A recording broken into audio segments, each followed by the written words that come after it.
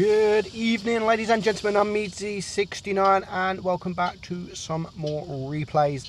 This evening we're going to basically look at the Type 62. We have a few replays of the Type 62, so just like the last few days, we are solely going to concentrate on this tank. Now, first up, we're going to watch Ethan China. Nice, I can actually pronounce the name. Very proud of myself there. Most of my replays are actually from people with strange names, and I do think they send me replays on purpose. They know they've got a strange name, and I think they know that I'm going to struggle to pronounce their name. But Ethan China, pretty easy to pronounce, and he's going to demonstrate just how good this tank is. Is this tank the best premium tank in the game? Question mark. Honestly, I think it is. Honestly, I think it is one of, if not the best tank in the game. Not just because it's strong. There's many different reasons. The speed of the tank, the gun of the tank, not so much the armor of the tank. The premium rounds of the tank is really, really good. The rate of fire, everything about the tank is really, really good. And even the price of the tank, believe it or not, ladies and gentlemen, even the price of the tank is pretty OP. I mean, it's just come for sale not long ago as a pop-up offer for like, what, £9?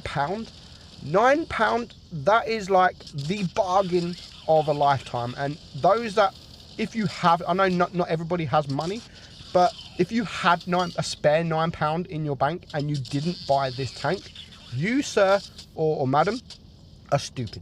Because it is, in my opinion, tier for tier, the best premium to own, and it's a must-have. It's a must-have premium to own. It's one of those premium tanks where you can just play and play and play, and you're not going to get bored of playing it. Now, you do have to be careful, because not only this video are we going to show how good the tank is, we are also going to show just how easy it is to take out this tank as well. I mean, it has no armor. Anyone can penetrate you with HE, like almost anybody. So you do have to take that into consideration. But me personally, I don't mind not having no armor. I seem to do better with tanks that have no armor than I do with armor. So, and that's mainly because you have to start using your brain a little bit. You have to start thinking about what you're going to do. Is it a good idea to poke out in front of this Tiger 2, or is it just a good idea to hide? Now, Ethan kind of gets lucky, because for some reason this Tiger 2 doesn't want to know him. He wants to just know his platoon mate. So that gives Ethan time to just get around. They're now going to start focus firing in a platoon. And if you watch my video this morning, do's and don't do's, focus firing is one of the best things to do in this game. And there we see it again against this dragon. And you can see how easy it was to penetrate. And Ethan shot that dragon with HE. And you could do up to 400 damage with the HE. And if you've got a reload of 4.8 seconds, you can pump out that damage very, very, very quickly. Now, personally, I would run this with calibrated shells. I mean, that gives it a 5.2 or 5.3 second reload. But you've got heat. And the heat pen is actually very, very good. So just running that will just boost your heat pen up even more. So this tank doesn't struggle in tier 8s, and that is the best thing about the tank. It doesn't matter what tier you get in. You can get in tier 6, where this tank is absolutely brutal, or you can get in tier 8, where you can, if you come up against those super heavies frontally, just load the heat and you're gonna penetrate them. If not, if you don't want to use the heat against those heavies, your tank is fast enough and to get around those tanks. And the mobility of the tank, you can easily circle or death someone. You can easily get out of harm's way. If you need to go somewhere pretty quickly, the acceleration is pretty quick. And as you can see here, Ethan is actually going to completely destroy this Scorpion. He's doing the right thing. He is ignoring the Type 62, because the Dracula is capping. So he is doing the right thing, but getting to cap, he is going to take out the Dracula. But he's now lost all of his hit points, and Ethan just has to come up. He is on a reload. If I was Ethan, I would have just YOLO'd in. But he is just going to wait for the opportunity. Misses that shot, and that means the Scorpion's going to poke out. But again, the reload is very, very quick. 4 seconds if you use adrenaline. So 4,300 damage, makes lovely credits as well, 110,000 credits there. And just look at the base XP, 1,639 base XP, which is insane for a tier 7 tank. Because it's a light tank, I mean, he spotted 5 enemy tanks there. He didn't really get no assistant damage, and he still got over 1,600 base XP. Next up, we have Wolfie S. Yes, another name I can pronounce. That we're on a roll, guys. We are on a roll. That is 2 out of 2 so far, and we've got one more replay to show after this. Can we make it a full hat trick for like the first time ever of name pronunciations? Hopefully we do. Hopefully it's not a jibber jabber name, and hopefully it's like a Ben or a John or anything like that. So they're now on, I've even just forgot the name. Wolfie, that's the one. So Wolfie's on Rockfield, and he's pushed to the left side, which is normally the place to go. I mean, they've got 2 light tanks and a medium tank, whereas the enemy have got a light tank and a medium tank. 2 tanks have been spotted around here, but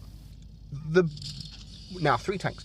The bad thing about this, what Wolfie's doing at the moment, he is just gone sniper mode, and he is just concentrating on the tanks in front. And I think it was at this point he's just realized that he's got no backup at all, and he's going to make a big mistake now. He's going to stop to chat, and he gets absolutely wrecked. 661 damage. I'm assuming that was from the SU-152, so he's lost now more than half of his hit points in one single shot because he decided to talk. He should have, if he wanted to talk. If you can't talk when you're typing, like me, there's a bug. Wargaming hasn't fixed it, where you can't move your tank whilst you are, or you can't open the chat box whilst you are moving. You have to stop to chat. So those that come in battle with me and they message me after the game has started, don't expect a reply. I'm not being rude at all. I just don't want to stop my tank to talk, because things like this could happen, and Wolfie found that out the hard way. But at the moment, he decided not to run away. He decided not to run away. He did have one tank as backup, which is this VK, and now he's got the Churchill. So there is now 3 tanks around this area, but because there's 3 tanks around this area, it now leaves 2 tanks around the other area. So, and they are getting pushed. So at the moment it is 5 versus 4. He knows that the KV2 is shot because he's just rinsed the VK, and the SU-152 has taken out another VK-2801. So it's now 4 against 4. However, Wolfie has to be careful of the SU-100. Why? Because he could potentially one-shot him, the KV2 and the SU-152. So there's 3 out of the 4 tanks that Wolfie really needs to be careful of. So luckily he has flanked round. He's got round to the side of the KV2, and that is one of the big guns taken out. He is spotted. He is spotted, and he is going to try and get a shot on the SU, which he misses, and he's just going to flank around. He does need to be careful that because there is an SU-152 somewhere, and at the moment we have no idea where he is. So he is going to poke up this hill. He is going to get another shot on the SU-100Y, who isn't looking, and now the SU-152 has been spotted the other side of the map. So at the moment he's only got this SU-100Y to deal with. Now it's still 4 against 3, and well, it was 4 against 3. It's now 3 against 3, but there's still plenty of hit points to get through. Wolfie's already on 4 kills, 2,500 damage, and luckily the SU doesn't look at him, and Wolfie manages to get that shot and get behind this rock, and he's trying to now bait the shot. I'm hoping you guys have watched my video this morning about trying to bait shots. It's very hard to bait a shot in the Type 62 because it hasn't really got any armor. So if you poke out just a tiny bit, then you could potentially get wrecked.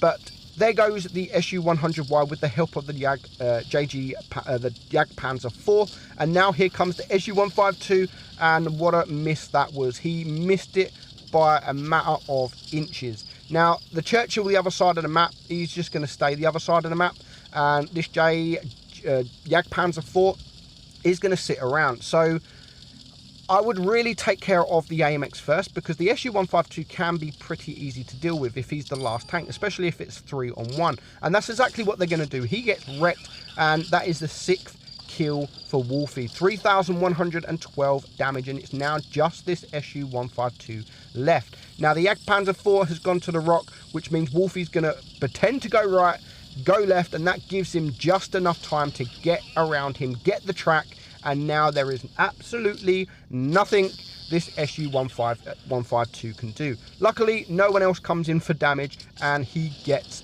the kill. 7 kills, 3,600 damage, 105,000 credits earned. Very, very well played. And he gets the Rozani medal. 1,457 base XP. Look at that. The next person to him done 600 damage. So very nice carry there.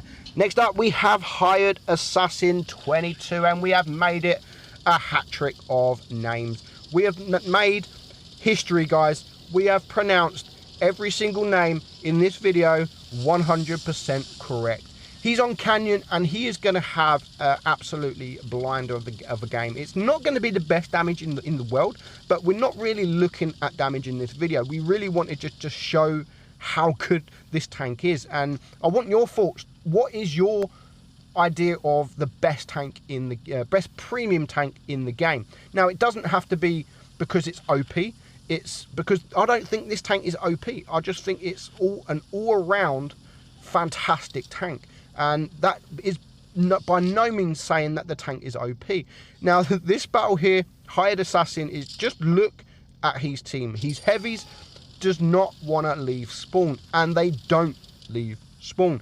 So a couple of his team, the SU-100Y and the T-3485 Victory, are the only ones to go left, while Hired Assassin goes here in the OP spot.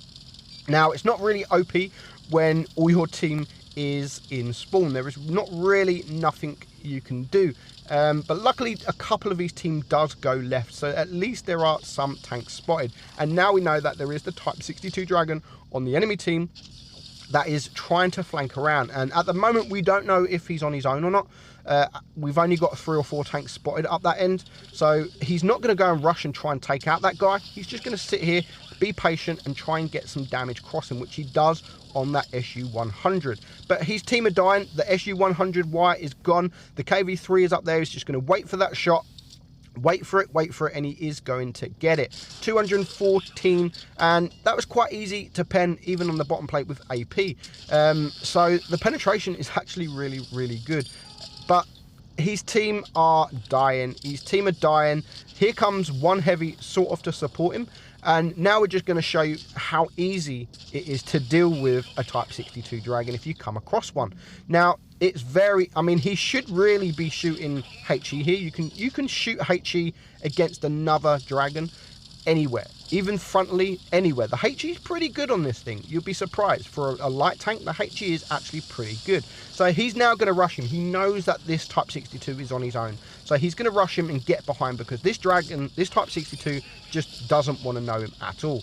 And it allows Hired Assassin to get around and basically get some free damage, and he is going to clear him. He does take a shot from one of those, maybe the Sentinel, and luckily for him, the M6 is now pushing, so he is going to get some free damage, and he is going to take him out. So that is 2 kills. It's now 3 against 5. There is still a KV2 on his team that hasn't left spawn. I don't know if he's AFK or not. He probably is, but he does take a nasty shot there from that KV3. Now, what I would have personally done is rush this KV3, but here comes the SU-100, and just as he shoots, he hits the SU-100 and it bounces his shot. Needs to be careful of the gun on this. It can almost, well, it will bring him down to a 1 shot if he gets penetrated, and that is exactly what's going to happen. He does get penetrated. He does bring the SU down to low enough hit points, but now he's just got shot from the rear. The Victory and him is always left against 4. He does take out the AC Sentinel. He gets a lucky bounce there. Just like, you can't write it. You're down to 39 hit points. You haven't bounced a single shot, but as soon as you're a 1 shot, that is when you start bouncing. The Victory does a fantastic job. The Victory, I do applaud the Victory, because he does absolutely fantastic. But there is a almost full hit point Tiger P, and when the Tiger P is, again, a really good tank, and it's very hard to deal with. And the Tiger P does take out the Victory. So unfortunately, we couldn't bring it down to low enough hit points. But again, a lovely bounce from Hired Assassin. So he's now got time to just aim and not miss. He's now on 3,500 damage, and there is still a KV3 somewhere. He's trying to bait those shots. You can see he's trying to bait those shots, which is what I said in my video. Try and bait shots, and it is going to actually pay off soon, because he's going to go back, and there we go. Just by literally margins, the KV3 misses. The Tiger P decides to push on, which was a bad decision, because Hired Assassin does manage to take him out, and now all of a sudden it's got a little bit easier.